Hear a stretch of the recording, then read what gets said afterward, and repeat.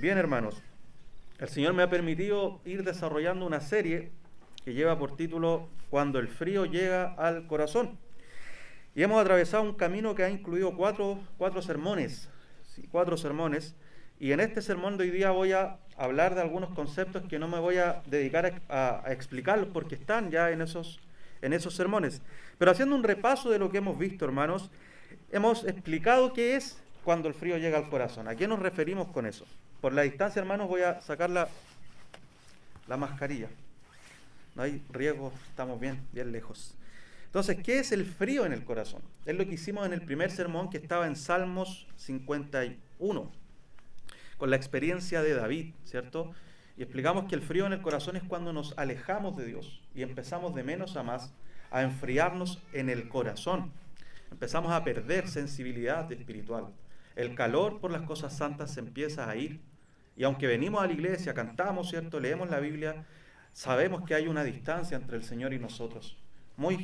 También vimos por qué ocurría esto, cuáles eran las principales causas. Y ahí estuvimos revisando Gálatas capítulo 5. Hablábamos de que algunas causas pueden ser el error doctrinal. También ocupar la libertad cristiana para la carne. Cosas y otras más, ¿cierto?, que nos van de menos a más apartando del Señor y nos llevan a ese estado de frío. También hablamos de las señales, cómo evaluarnos y decir a ver si yo tengo o no tengo frío en mi corazón. Y esto lo hicimos mirando ahí Mateo 26, cuando el Señor le pide a sus discípulos, velen y oren para que no entren en tentación. Y muy probablemente decíamos que estamos fríos en el corazón, o que lo que evidencia que hay frío en nuestro corazón es que no estamos en la voluntad del Señor. No estábamos velando ni orando, no estábamos haciendo lo que el Señor nos demanda con el corazón puesto allí.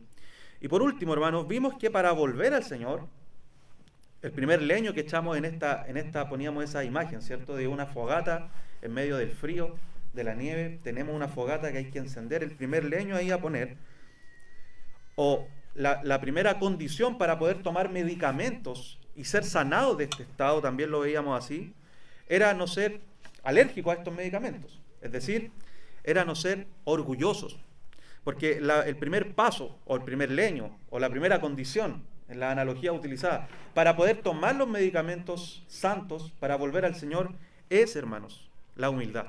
Tú debes ser humilde. Eso quiere decir que debes humillarte delante del Señor, reconocer tus pecados. ¿Se acuerdan que estábamos ahí en 2 de Crónicas, capítulo 7, 14? Si se humillare mi pueblo, en el cual mi nombre es invocado, y oraren, ¿cierto?, clamaren a mí, me buscaren con todo su corazón, dejaran sus caminos, entonces, dice el Señor, yo iré desde los cielos, yo los sanaré, ¿cierto? Entonces yo restauraré, decía el Señor. Y bueno, hoy día vamos a ver entonces cuáles son ya en detalle esos medicamentos para el alma. El sermón se titula Remedios para el alma, las disciplinas espirituales.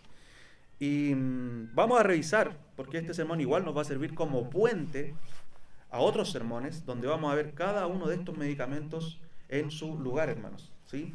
Pero hoy día vamos a revisar en términos generales qué son estos medicamentos, cómo actúan.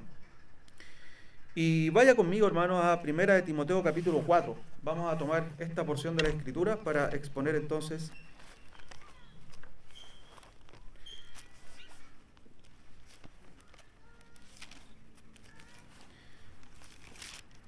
bien.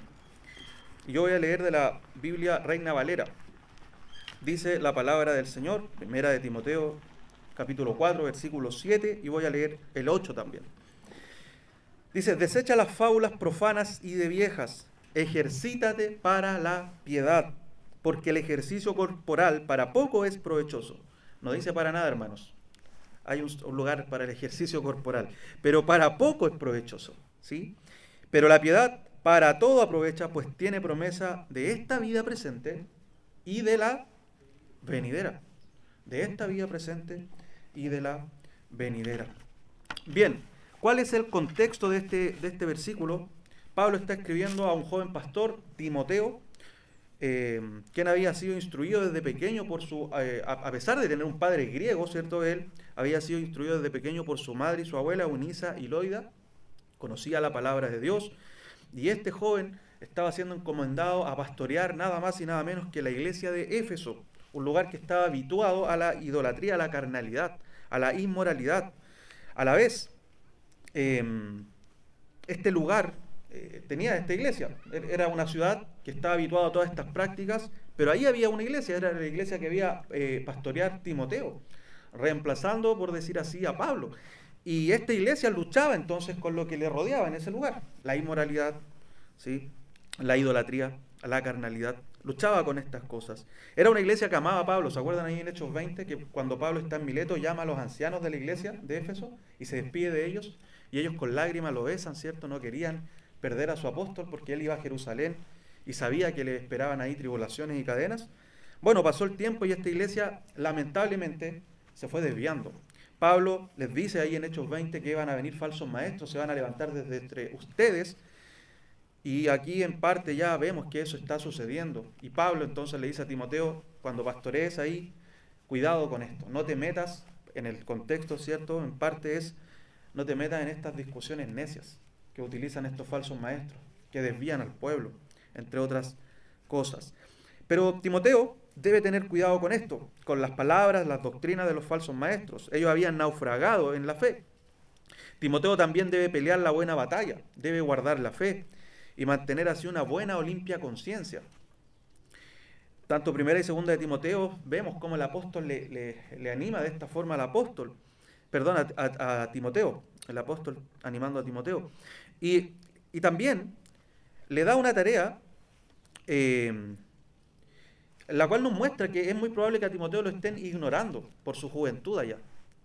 Ustedes deben recordar que nadie tenga en menos tú, o en poco tú, juventud. Sino que Timoteo debe ser ejemplo. ¿En qué cosas? En palabra, en conducta, amor, fe, pureza.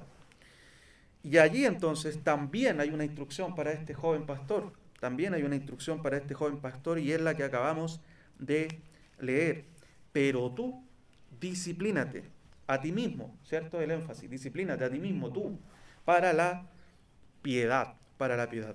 Entonces, hermanos, este sermón va a tener algunos puntos si los quiere anotar. Primero es necesario ver lo que somos y lo que seremos en Cristo, antes de ver la disciplina. Lo que somos y lo que seremos en Cristo. Luego ver bien el mandato, entonces, a disciplinarnos. ¿Qué implica esto? Allí vamos a ver también, tercero, las disciplinas espirituales. Y por último, vamos a hacer algunas aplicaciones prácticas, hermanos. Entonces pasamos a nuestro primer punto. Lo que somos y seremos en Cristo. Porque antes de hablar de la disciplina y la piedad, que son los grandes énfasis que ustedes, o las grandes palabras que saltan del texto, es necesario recordar, hermanos, lo que somos y lo que seremos en Cristo. Esto nos da el pie, hermanos, para poder avanzar en nuestro estudio, porque si no tenemos claro esto, vamos a estar constantemente con un estorbo. Vamos a pensar que disciplinarnos en la piedad nos hace aceptos delante del Señor. Vamos a pensar que ese ejercicio nos da un mérito para que Dios entonces sí nos acepte. Y si no lo hacemos, vamos a vivir frustrados y nos vamos a apartar de la fe.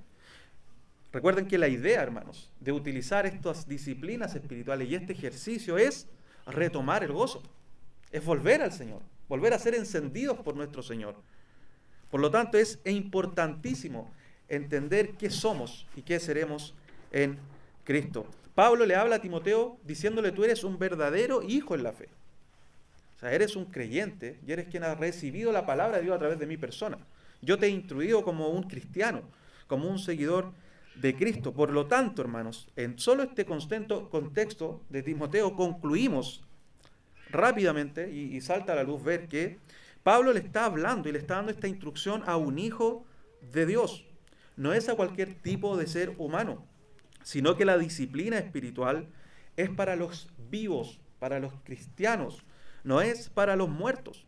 Hermanos, no tiene sentido proporcionar antibiótico a un cadáver, ¿cierto? Porque está muerto. ¿De qué va a servir proporcionar antibiótico a un cadáver que ya está podrido ahí, está muerto? Asimismo, hermanos, no tiene sentido dar estos remedios para el alma a quien no es hijo de Dios. Y lo primero que necesitas tú para entender o para poder volver al Señor no es primero decir, ya, ¿qué tengo que hacer? Sino decir, Señor, yo verdaderamente soy un hijo tuyo. Yo verdaderamente estoy vivo. Yo verdaderamente he creído, implicando lo que es creer, hermanos. en Cristo Jesús como mi Señor y Salvador, yo verdaderamente me he arrepentido de mis pecados. Cuando tengas eso seguro, y si ya lo tienes, gloria a Dios, hermanos. Bien, ahí puedes avanzar y ahí podemos entonces revisar cuáles son estos remedios. Es hermoso porque los que sí son del Señor tienen promesas abundantes en la Escritura. Ya en Ezequiel dice la palabra del Señor: buscaré la perdida, haré volver a la descarriada. Vendaré la perniquebrada y fortaleceré a la enferma. ¿Promesas para quiénes? Para los vivos, para los que son del Señor. El Señor te va a buscar, aunque te hayas apartado a donde sea y te hayas enfriado a tal punto que la fe solamente sea un recuerdo vago, pero con nostalgia lo tenga ahí en tu corazón, el Señor te va a ir a buscar. El Señor te va a traer de vuelta a sus pies. No necesariamente a una iglesia, que sin duda ayuda, sino que a Él. A Él te va a traer de vuelta. Y Él lo promete: ahí buscaré y haré volver a la descarriada, a la perdida. Vendaré la perniquebrada y fortaleceré a la enferma.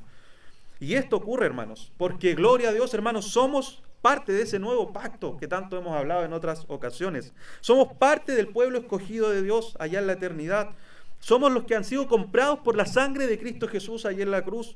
Es porque somos sellados por el Espíritu Santo de la promesa, hermanos. Y esto ocurre, hermanos, porque el Señor, que no miente, lo estableció así. Además de lo que somos, entonces, está lo que Dios desea, o lo que Dios hará. Somos, entonces, todo lo que ya he mencionado, y por lo mismo podemos disfrutar del medicamento necesario para sanar nuestra frialdad espiritual. Pero también es bueno meditar en lo que seremos. ¿Qué seremos, hermanos? Y esto es glorioso, hermanos, porque tú te puedes mirar y tú y Dios saben quién eres tú. Dios y yo saben quién soy yo realmente, hermanos. Ni siquiera mi esposa sabe quién yo soy realmente en mi corazón. Pero es hermoso, hermanos, considerando eso, ver que esta promesa de Dios incluye lo que seremos. Y en Primera de Juan, acompáñeme ahí, capítulo 3, versículo 2. Quiero que podamos leer juntos. Dice la palabra del Señor. Primera de Juan, capítulo 3, versículo 2. Miren cuán gran amor. Lo primero, miren a Dios y a su amor. Nos ha otorgado el Padre. Cuán gran amor nos ha otorgado el Padre. Que seamos llamados, ¿qué cosa? Hijos de Dios, hermanos. Hermanos, y eso somos, ¿se dan cuenta de la lógica? Eso somos hoy día. El Padre bueno, que es Dios, no es como nosotros. Él nos ama, hermanos. Pero miren, sigue avanzando Juan y dice: por esto el mundo no nos conoce porque no lo conoció a Él. Amados, nuevamente, ahora somos hijos de Dios. Y aún no se ha manifestado lo que habremos de ser. Pero sabemos que cuando Cristo se manifieste, seremos semejantes a Él, porque le veremos como Él es. Seremos semejantes a Él. ¿Has pensado en eso, hermano? Tú vas a ser como Cristo cuando Cristo se manifieste. ¿Cómo eso motiva tu día a día? Recordemos, si eres hijo de Dios, porque si no eres hijo de Dios, esto no te va a motivar. Si eres hijo de Dios, esto debiese motivarte. Y decir: yo voy a un puerto seguro.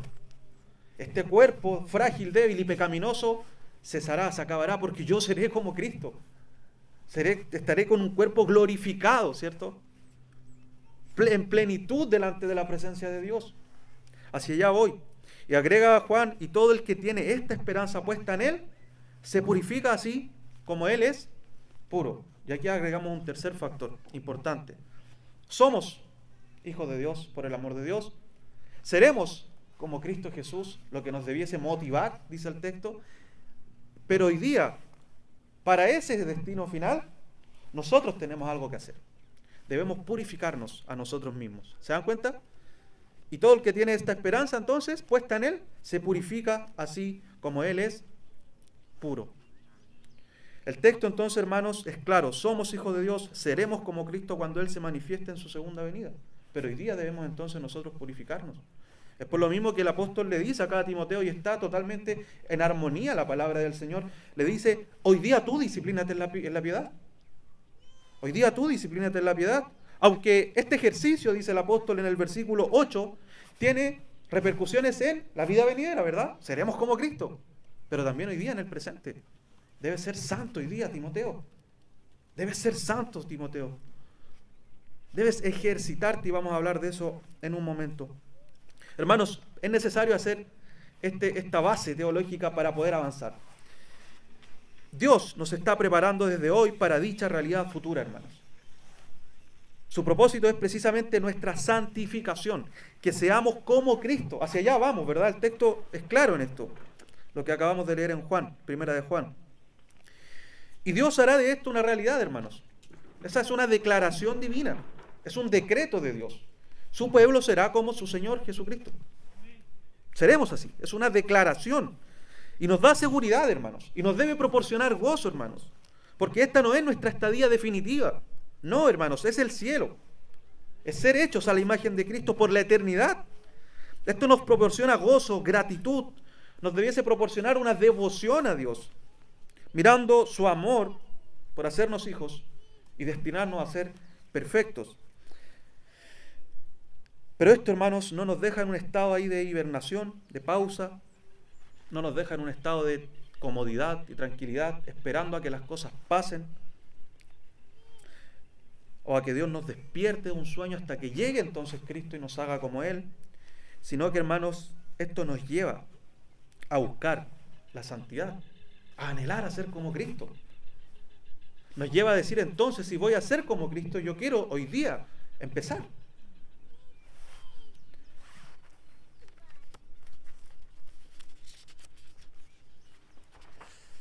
Y para ese propósito, hay tres formas que Dios utiliza, hermanos.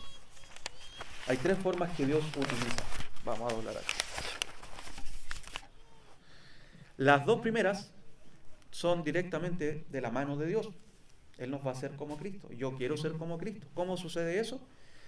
Tres formas. Las dos primeras son de la mano de Dios. ¿Se acuerdan de Filipenses 1:6? Dice el texto, es conocido. Estoy convencido precisamente de esto, dice Biblia de las Américas, que el que comenzó en ustedes la buena obra, la perfeccionará hasta el día de Cristo Jesús. Dios está trabajando en ti, hermano. Tú a veces no te das cuenta. Dios está trabajando en ti. Esa es la primera forma que Dios tiene y usa, de acuerdo a la Escritura, para hacerte como Cristo.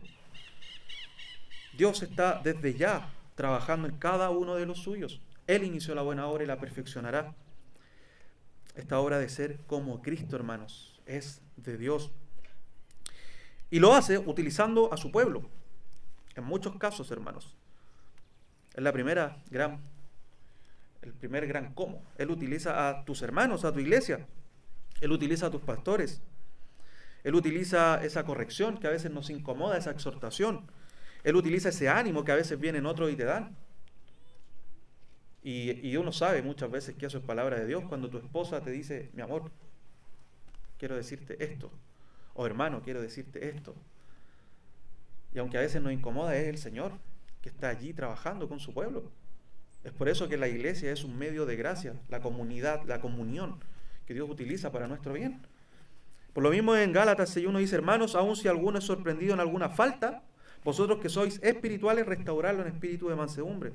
En Hebreos capítulo 3 dice, tened cuidado, hermanos, no sea que en alguno de vosotros haya un corazón malo de incredulidad, ¿cierto?, para apartarse del Dios vivo, y dice, antes bien, exhórtense los unos a los otros, cada día. Miren lo que dice, mientras todavía se dice, hoy, no sea que alguno de vosotros sea endurecido por el engaño. Ahí está, el Señor trabajando a través de su pueblo.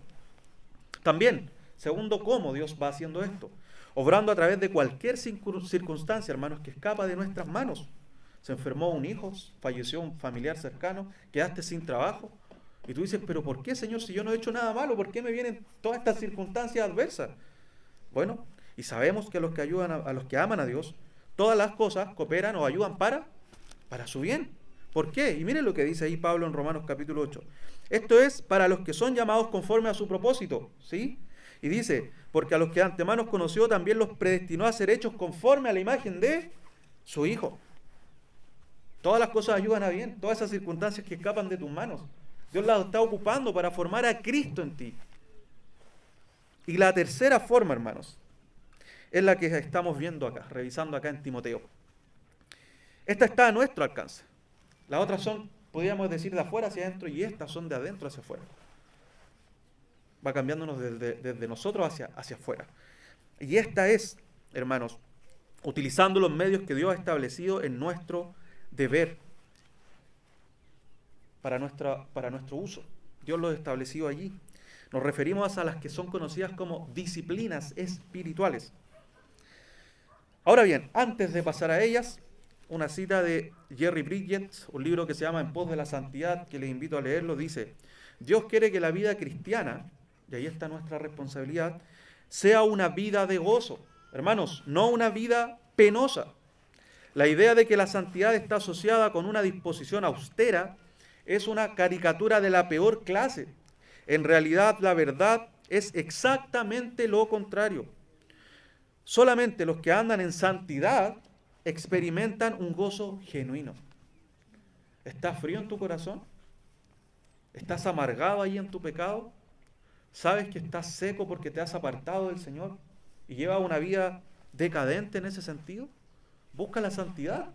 Pero pastor, la santidad es algo también triste, algo rígido. No. La santidad es gozarte en el Señor. Es acercarte más a quien tiene todo el bien, a quien es el bien. El Señor mismo se complace en su Hijo Jesucristo. Y Dios quiere que tú entonces goces de esa relación, de esa comunión. Busca la santidad y vas a experimentar el verdadero gozo de la vida cristiana. Vas a volver a experimentar entonces, hermanos, ese calor que sentías antes por las cosas santas. Habiendo dicho todo esto, hermanos, ¿cómo lo hago yo entonces? Bueno, disciplínate para la piedad. Disciplínate a ti mismo, Timoteo, para la piedad. Lo primero que vemos ahí ya en el texto, hermanos, es que hay un llamado a esta actividad, hermanos. No es un consejo de Pablo a Timoteo. Permiso, hermano.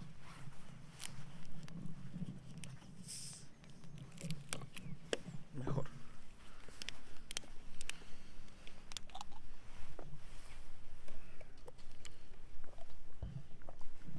Entonces, no es un consejo de Pablo a Timoteo, sino que es un mandato, hermanos. Ahora es un mandato con, dice el texto, bendiciones para la vida venidera y presente. No es un mandato, una carga que la vemos como algo insufrible, ¿cierto? Innecesario. No, es algo que te va a hacer bien. Es algo que te va a hacer bien. Y es un mandato. Y lo vemos también en otros textos. Ustedes pueden recordar otros textos que nos hablan de esto. Pero quiero quedarme, hermanos, aquí en Primera de Timoteo, en el versículo que estamos estudiando, con la palabra ese: ejercítate, disciplínate para la piedad. Ese término es un término relacionado al atletismo, al mundo de los deportes. Usted y yo tenemos que ser parte entonces del gimnasio espiritual de la vida cristiana. Y tal vez usted y yo estamos fofos espiritualmente hablando. Tenemos grasa de sobra ahí en nuestro espíritu. Y eso nos impide gozar de nuestro Señor. Eso nos aparta de un disfrute de la vida espiritual. ¿O no sucede así con la vida en general, física? Mientras más gordos estamos, más sedentarios estamos, los médicos dicen que perdemos incluso años de vida hacia futuro. Algunos son de 30 años, 20 años, pero en el interior, dicen algunos estudios médicos por ahí, que son como abuelitos de 50, 60 años, porque no se han ejercitado físicamente. Y si bien el texto nos habla de que el ejercicio físico es provechoso, ¿cierto? Dice así, poco, el espiritual no. El espiritual tiene repercusiones en la eternidad y en el presente. Y todo cristiano, hermano, todo cristiano está dentro del gimnasio de la vida cristiana, espiritualmente hablando. El problema es que algunos estamos echados, mirando como otros están siendo fortalecidos, trotando, haciendo una dieta específica, ocupando ciertas máquinas. Y uno dice, ¿por qué yo no soy como él? Y eso nos frustra. ¿Por qué yo antes sí estaba haciendo tal y cual actividad y me sentía en plena comunión con el Señor? Bueno, hermanos, es porque no te estás disciplinando a ti mismo. No estás ejercitando tu hombre interior. Estás alimentándote mal. No estás alimentándote para la piedad. No estás viviendo para la piedad. Estás viviendo para la carne, muy probablemente. ¿Con quiénes te rodeas? Pregúntate. ¿Me ayudan a correr la carrera? En otro texto Pablo habla de esto. ¿O son quienes me incentivan a quedarme estancado mirando el horizonte y no mirando verticalmente, ¿cierto?, a Cristo allá en la gloria? Son preguntas que debes hacerte tú mismo, hermano y hermana. Y al hacer esa conclusión, entonces, debes disciplinarte para la piedad.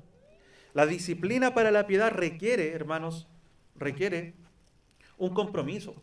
Tal vez tú no vas al gimnasio, no has salido a trotar en las mañanas porque sabes que vas a tener que adecuar tus horarios, sabes que vas a tener que adecuar tus dietas. Y cuando un día el médico te llame y te diga, hermano, no sé, fulano, no hiciste ejercicios médicos, no hiciste ejercicios físicos y por eso estás así, tú vas a decir, debía haber pagado el precio antes, ¿cierto? Debía haberme comprometido con una dieta, con una serie de ejercicios, qué sé yo. Pero en la vida espiritual es similar. Hoy día debes pagar el precio. Hoy día debes disciplinarte a ti mismo. Hoy día debes tú hacer ese ejercicio mental del corazón con toda intención, hermano, en aplicarte para la piedad. Es hoy, es ahora, no es mañana. Es por lo mismo, hermanos, que también lo vemos ahí en 1 Corintios. Miren lo que dice Pablo en el capítulo 9, versículo 24. Dice, ¿no saben que los que corren en el estadio todos en verdad corren, pero solo uno obtiene el premio? Corran de tal modo que ganen. Pero corran, hermanos. Y todo el que compite en los juegos se abstiene de todo. Ellos lo hacen para recibir una corona corruptible, pero nosotros, hermanos, una incorruptible. Por tanto, yo de esta manera corro, no como sin tener meta. De esta manera peleo, no como dando golpes al aire, sino que golpeo mi cuerpo y lo hago mi esclavo, no sea que yo habiendo predicado a otros, yo mismo sea descalificado. En Hebreos 12 también se nos dice así, dice, busquen la paz con todos. Amén. Pero también dice, de la misma forma, dice, y la santidad, sin la cual nadie verá al Señor. Pero pastor, yo voy a ser santo por la obra de Dios. Sí, pero hoy día debes tú estar viviendo así. Porque sin santidad nadie verá al Señor. Entonces, hermanos, habiendo visto esto, habiendo entendido esto, veamos entonces cuáles son estas disciplinas espirituales. ¿Cómo entonces, pastor, yo me debo ejercitar? ¿Cuál es mi dieta que yo debo seguir día a día? ¿Cuáles son los ejercicios que yo debo hacer para fortalecer mi hombre interior? Y en conclusión, en ese proceso, ¿cómo entonces yo voy a poder volver a estar en plena comunión con el Señor? ¿Cómo yo voy a poder volver a estar gozoso en las cosas del Señor? ¿Cómo yo voy a poder dejar este frío inquietante que me aflige día a día, pastor? ¿Cómo entonces? Bueno, allí están esas hermosas disciplinas espirituales.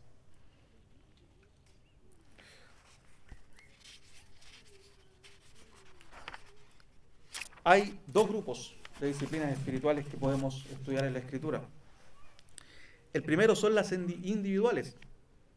Ustedes las deben conocer. La lectura, la meditación y la memorización de las Escrituras. Lectura, meditación, memorización de las Escrituras. En 2 de Timoteo, capítulo 3, también Pablo le dice a Timoteo, toda Escritura es inspirada por Dios y es útil para enseñar, para reprender, para corregir, para instruir en justicia. ¿Cuál es el propósito de esto, hermanos? Nuevamente, a fin de que el hombre de Dios sea perfecto, equipado para toda buena obra. Es la Escritura, hermanos. ¿Qué debes comer día a día para tu dieta? Para disciplinarte en la piedad. Debes comer la palabra de Dios. Debes apropiarte de ella. No solamente leer, que sin duda es importante. Debes meditar en ella. Meditar, hermanos, la palabra es como respirar. ¿En qué sentido? En que tú respiras muchas veces inconscientemente, ¿verdad? pero hay veces en que hay que respirar conscientemente, apropiarnos del oxígeno, llenar nuestros pulmones de aire limpio. ¿Les ha pasado cuando van a un lugar apartado y dicen, este aire está limpio? Y respiran profundo y se apropian, por decir así, de ese aire. Bueno, similar con la palabra. ¿Cuántas veces tú lees la Escritura de manera automática y subrayas tu Biblia y parece un arcoíris tu Biblia? Está bien, no es que esté mal, pero no solamente te quedes con eso, tú debes tomar la palabra de Dios y respirarla, por decir así, de esa manera. Apropiarte de los nutrientes que tiene la Escritura. El apóstol Pedro dice que la palabra debe ser como una leche no adulterada y que como niños debemos entonces desearla, alimentarnos por lo tanto de ella. ¿Cuántos textos te sabes de memoria? Puedes decir, pero ¿qué importa eso, pastor?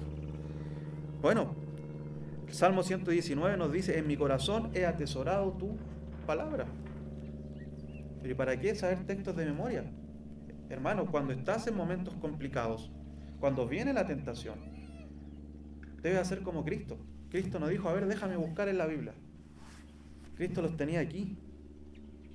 Los tenía en su cabeza. Porque la palabra es viva y eficaz, hermano. Y al atesorarla tú en tu corazón y con tu memorización, tú vas a poder también aplicarla en esos momentos de dificultad. ¿Se acuerdan de Deuteronomio 6? Cuando se les da la instrucción a los padres, lo primero que dice, estas palabras estarán en tu corazón, serán tuyas, aprópiate de ellas, y entonces las enseñarás diligentemente a tus hijos. ¿Cuándo? En todo momento. Cuando vayas por el camino, cuando te acuestes, cuando te levantes, siempre. Para hacer eso con nuestros hijos, hermanos, necesitamos nosotros ser maestros de la palabra. No solamente los pastores de la iglesia, no solamente los hombres. Las mujeres deben tomar la palabra y tenerla ahí guardada, atesorada de esta forma, como dice el texto, en tu corazón deben estar. Y vas a poder entonces criar a tus hijos con la palabra. Porque no podemos dar, hermanos, lo que no tenemos. No podemos dar lo que no tenemos. Segundo, otra disciplina espiritual, la oración privada. ¿Cuánto tiempo oras al día? ¿Cómo oras durante tu día a día? Salmo 55 dice así, versículo 17, es hermoso. Tarde y mañana y a mediodía oraré y clamaré. Tarde, a mediodía, en las mañanas, oraré y clamaré. ¿Se dan cuenta los orar y clamar? Hay una diferencia. Yo me comunico con el Señor, pero también yo me humillo delante del Señor. Le pido a mi Señor que me ayude, que me transforme, que me cambie, que me devuelva el gozo de la salvación. En Hebreos 4:16, ustedes lo saben de memoria. Acerquémonos con confianza al trono de la gracia. ¿Para qué, hermanos?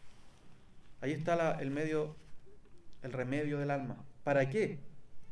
Hermanos, para alcanzar misericordia y hallemos gracia para la ayuda oportuna, hermanos.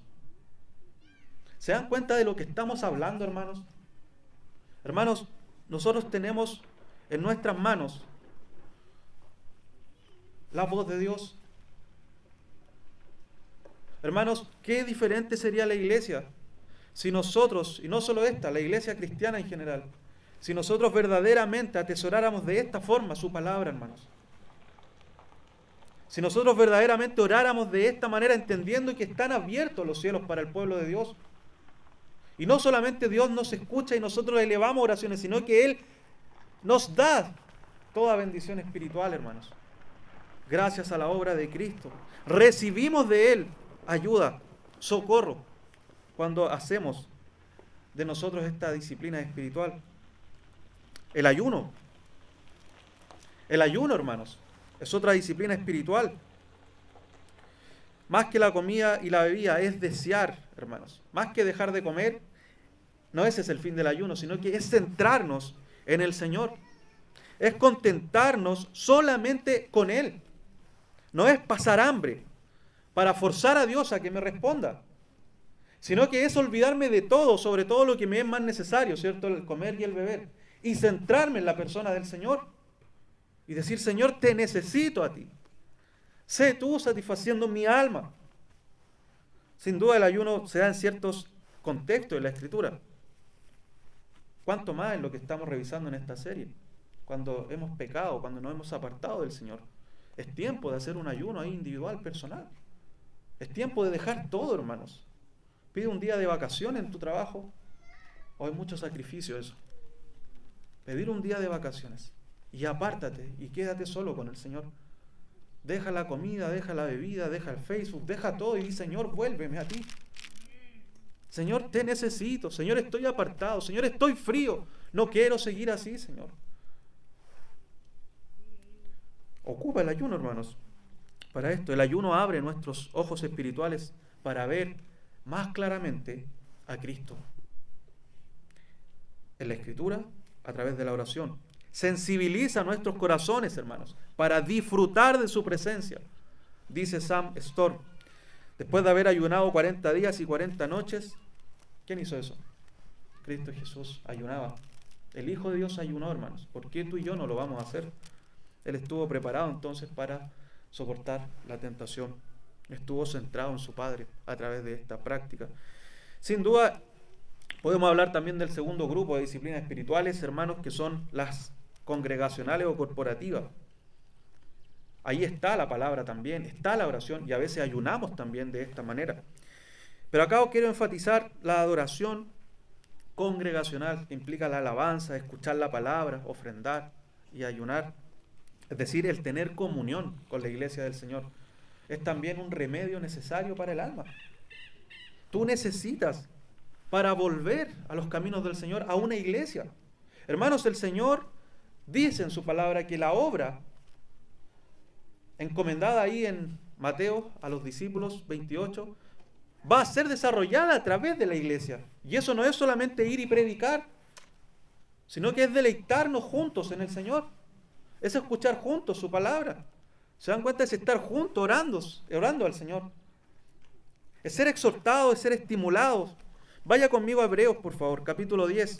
Es un texto también conocido. Y mire todo lo que pasa en la congregación. Versículo 23, Hebreos 10.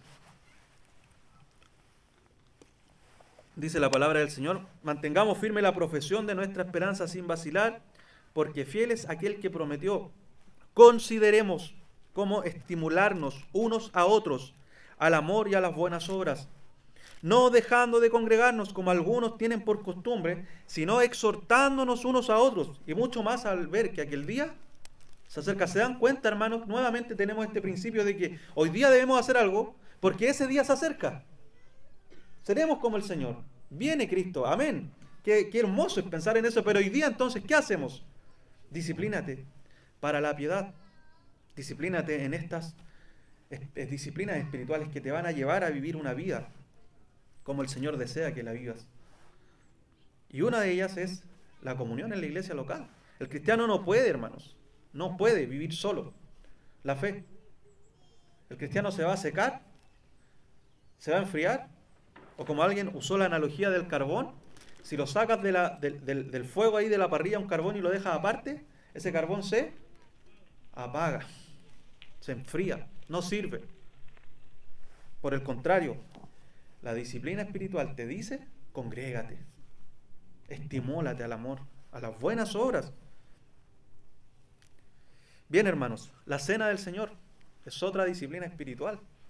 Yo no sé, hermanos, ¿qué haces tú cuando faltas a la iglesia? Tal vez justificadamente, no digo necesariamente que faltar a la iglesia esté mal, pero extrañas en ese momento la Santa Cena. ¿Te das cuenta que te estás perdiendo un medio además de gracia, a través del cual el Señor dispensa una gracia especial en quienes participan de la Santa Cena de una manera específica que también el Señor ha determinado? Cuando tomas la Santa Cena, ¿entiendes lo que estás haciendo? ¿Disciernes correctamente el cuerpo y la sangre de Cristo? ¿Te expones delante de Él para ser examinado? ¿Confiesas tus pecados delante de Él? Y de esa manera te apropias entonces de los elementos. Bueno, hermanos, la Santa Cena, recuerden lo que dice Corintios, capítulo 1, versículo 11, que el que no lo hace correctamente, sin discernir el cuerpo y la sangre del Señor, es juicio para él. Y dice el texto que algunos por lo mismo están enfermos y otros mueren. En lo físico, hermanos. Era así. Y es así, hermanos. Pero también en lo espiritual. Tú tal vez cenas y cenas domingo a domingo y no entiendes bien lo que estás haciendo. O lo haces como una práctica más. Y por lo mismo estás enfermo físicamente. El texto lo deja así, pero también lo podemos aplicar espiritualmente. Por lo mismo tal vez, al ver como un ejercicio más hueco y vacío, esto que el Señor instauró, tú estás hoy día sufriendo esa apatía espiritual. Porque no tienes tu corazón puesto acá. Debes poner tu corazón en esto, y así como hay bendiciones, maldición, castigo para quien lo hace de la manera indigna, por consiguiente hay bendición para quien lo hace de una manera correcta. Todas estas, hermanos, Dios mediante, tendrán un trato específico en otros sermones. Todas las disciplinas espirituales. Pero hoy día quería que las repasáramos, que las observáramos y que entendiéramos, hermanos, que deben ser desarrolladas para nuestro bien, para hacernos más y más semejantes a Cristo. Porque ellas, hermanos, no son un fin en sí mismas. El propósito, hermanos, no es leer, memorizar, meditar, ayunar, ir a la iglesia, cantar, orar. No, ese es el propósito necesariamente. De hecho, el pensar así es lo que te tiene muy probablemente con frialdad espiritual. Yo hago todas estas cosas, pastor. Yo me disciplino. Pero aún así me siento seco, vacío, sin el gozo del Evangelio. ¿Por qué? Tal vez no soy cristiano, el engaño del diablo, ¿cierto? Aunque es una probabilidad. Pero es fácil pensar así, ya me aburrí, me voy de la iglesia, me separo de esto. Bueno, muy probablemente es porque lo haces así, como un fin en sí mismo, pensando que porque hiciste eso, todo está bien. Porque leíste, oraste, está todo bien, tomaste la Santa Cena y no pasa nada. Mi hermano, las disciplinas espirituales son los remedios que necesitas, pero el fin no es solamente beber un jarabe cuando tú te tomas una medicina, sino que es sanarte, ¿verdad? Bueno, la disciplina espiritual es para que tú estés sano, para que tú disfrutes de la piedad, de esa relación, de esa vida con el Señor.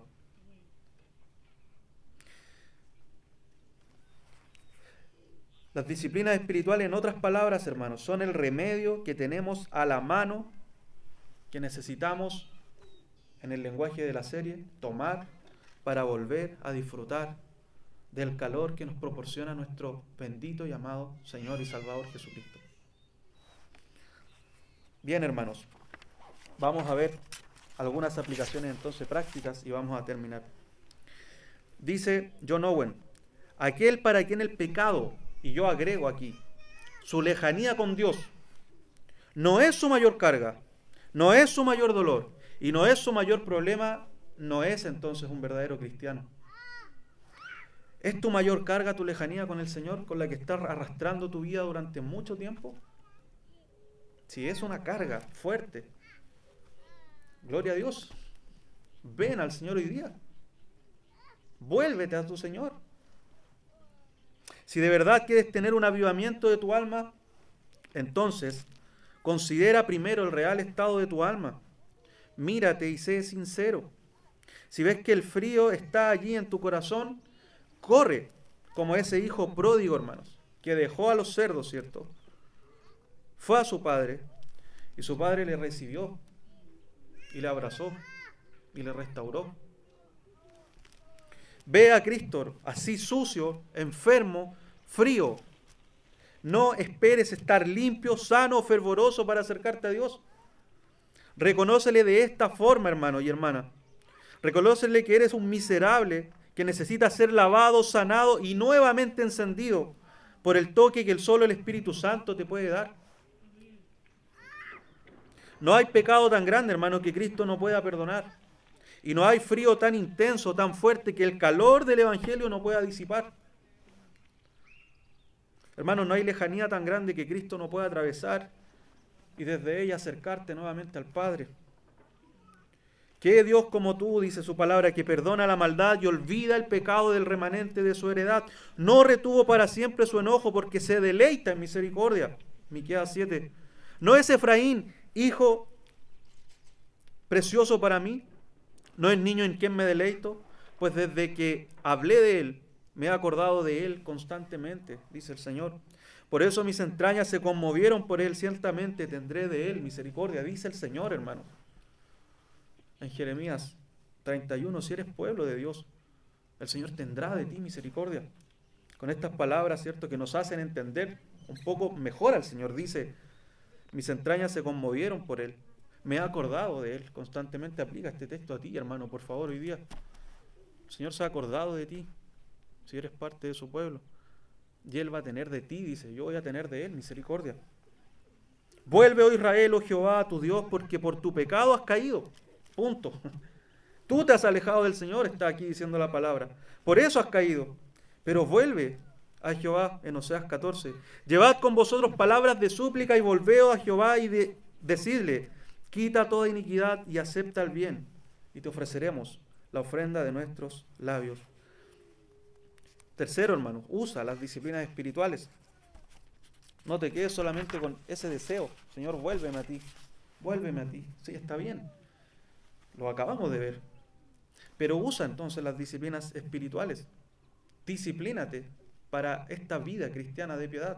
Recuerda, como dice Pedro en su segunda carta, nos han sido dadas todas las cosas necesarias para vivir la vida de piedad. Utilízalas entonces. Bebe los medicamentos que van a sanar tu relación con el Señor. Úsalos además como un ejercicio constante para estar cada vez más cerca del Señor, entendiendo que vas a ser como Cristo en el mañana. Un ejemplo hermoso que nos puede motivar es Zaqueo, un hombre pequeño, en medio de una multitud, recibió como invitado nada más y nada menos a Cristo en su casa. Sin duda todo estaba planificado en el plan de Dios, pero Zaqueo no sabía esto, ¿verdad?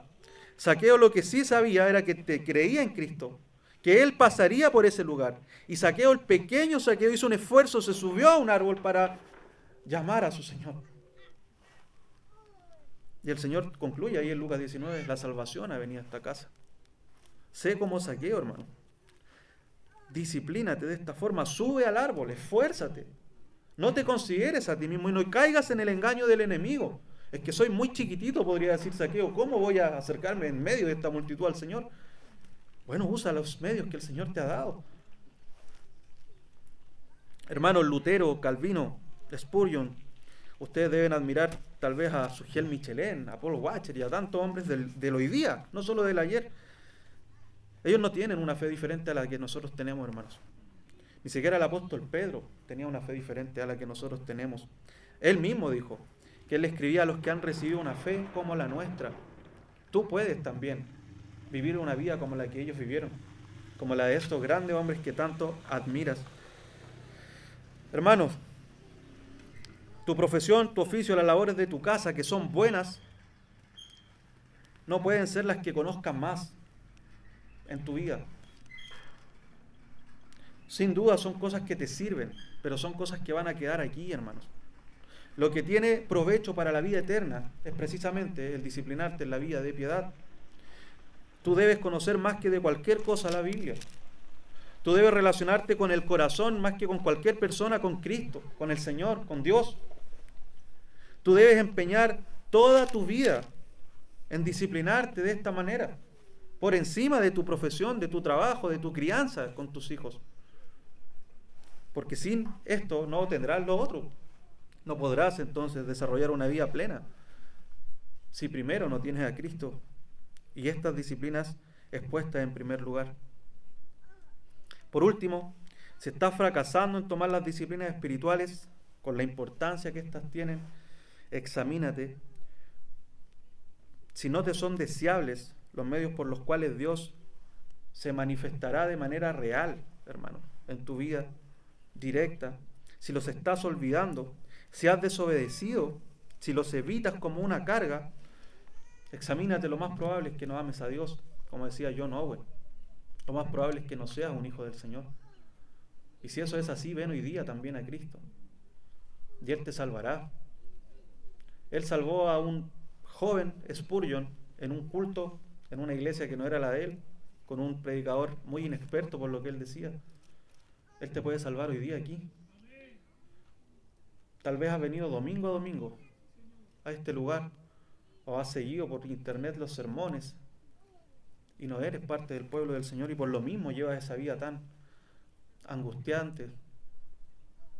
Bueno, ven al Señor y sé salvo. Quiero terminar haciendo un llamado a quienes están lejos, a quienes se han enfriado, que son parte del pueblo del Señor. Ven nuevamente a Cristo también. Ten por seguro que no serás rechazado. Por el contrario, Dios será avivando en ti nuevamente deseos santos hacia su persona. Él te sanará, Él te pondrá nuevamente en la carrera. Él te hará disfrutar de estas disciplinas espirituales, gozarte en ellas, sabiendo que estás comiendo o estás tomando los medicamentos necesarios y buenos para tu alma. Pero ven hoy y sé restaurado hoy día.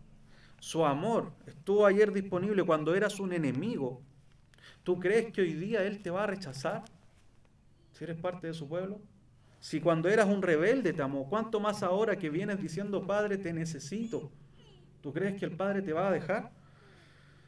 Ay de nosotros cuando llegue el día en que se cierren todas las vías de retorno para el alma caída en desgracia, lo cual significará que el Padre ya nos da la bienvenida al Hijo pródigo, que la sangre de Jesús ya nos sana una alma herida, que el Espíritu Santo ya nos restaura los gozos perdidos de la salvación de Dios.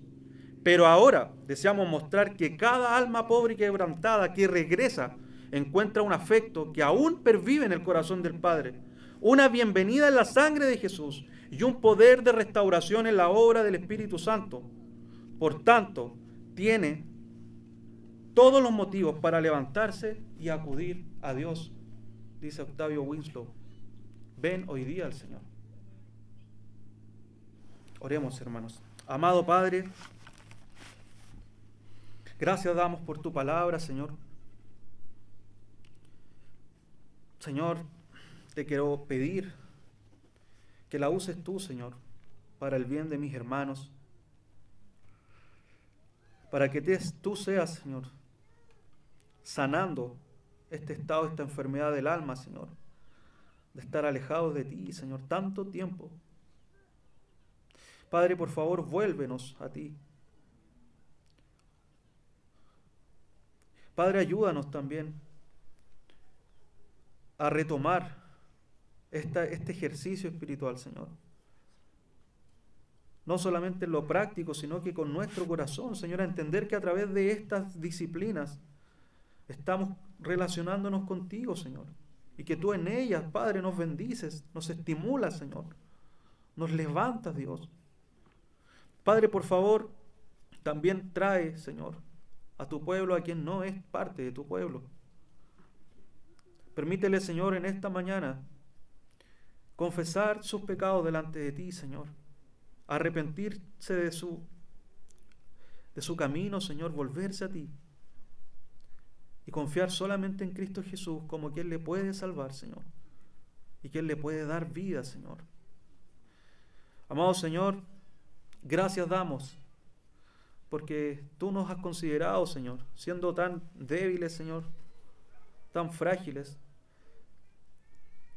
para ser parte también, Señor, de un pueblo que debe esforzarse, Señor, que debe tomar estos ejercicios, Señor, y así ser fortalecidos, Señor. Permítenos no mirarnos a nosotros, Señor, así como Zaqueo, Señor, y llamar y gritar y buscar, Señor, constantemente, intensamente a ti, Señor.